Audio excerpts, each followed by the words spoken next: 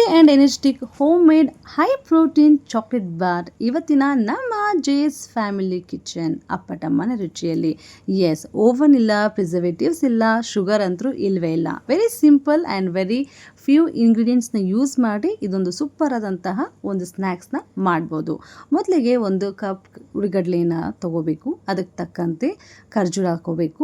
1 table ಸ್ಪೂನಷ್ಟು peanut ಬಟರ್ನ ಸೇರಿಸ್ಕೋಬೇಕು. ಇಷ್ಟನ್ನು ನೀವು ತರತರಿಯಾಗಿ ರುಬ್ಕೊಂಡು ಮನೇಲೇ ಇರೋಂತಹ ಟಿಫನ್ ಬಾಕ್ಸ್ ಅಥವಾ ಯಾವುದಾದ್ರೂ ಒಂದು ಕಂಟೈನರ್ಗೆ ಇದನ್ನ ಶಿಫ್ಟ್ ಮಾಡಿಕೊಂಡು ನೀಟಾಗಿ ಸೆಟಲ್ ಮಾಡ್ಕೋಬೇಕು. ಪ್ರೆಸ್ ಮಾಡಿ ಅದನ್ನ ಯಾವ ರೀತಿ ಶೇಪ್ ಬೇಕೋ ಆ ರೀತಿಯಾಗಿ ಆ ಒಂದು ಟಿಫನ್ ಬಾಕ್ಸ್ಗೆ ಅಥವಾ ಬೌಲ್ಗೆ ನೀವು ಶಿಫ್ಟ್ ಮಾಡ್ಕೋಬೇಕು.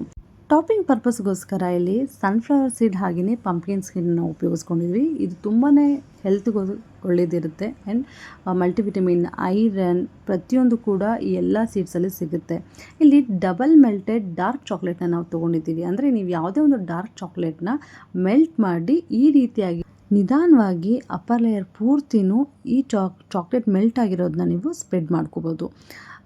ಈ ಒಂದು ಚಾಕ್ಲೇಟ್ ಬಾರ್ ಏನಿದೆ ಜಿಮ್ಗೆ ಹೋಗೋರು ಕೂಡ ಉಪಯೋಗಿಸ್ಕೋಬೋದು. ಮಕ್ಕಳಿಗೆ ಸ್ನ್ಯಾಕ್ಸ್ ರೀತಿಯಾಗೂ ಕೂಡ ಕೊಡ್ಬೋದು. ವರ್ಕಿಂಗ್ ವುಮೆನ್ಸ್ಗಂತೂ ದ ಬೆಸ್ಟ್ ಸ್ನ್ಯಾಕ್ಸ್ ಅಂತಲೇ ಹೇಳ್ಬೋದು. ಇನ್ ಕೇಸ್ ಏನಾದರೂ 1 ಟೈಮ್ ಬ್ರೇಕ್ಫಾಸ್ಟು ನೀವು ಸ್ಕಿಪ್ ಮಾಡಿದರೆ ಈ ಒಂದು ಹೆಲ್ದಿಯಾದಂತಹ ಚಾಕ್ಲೇಟ್ ಬಾರ್ನ ನೀವು ತೊಗೋಬೋದು. ಯಾಕಂತೇಳಿದರೆ ಇದರಲ್ಲಿ ಐರನ್, ವಿಟಮಿನ್, ಕ್ಯಾಲ್ಶಿಯಮ್, ಫೈಬರ್, ಒಬ್ಬ ಮನುಷ್ಯನಿಗೆ ಬೇಕಾದಂತಹ ಓವರಾಲ್ ಪ್ರೋಟೀನ್, ಎನರ್ಜಿ ಈ ಒಂದು ಚಾಕ್ಲೇಟ್ ಬಾರಲ್ಲಿದೆ.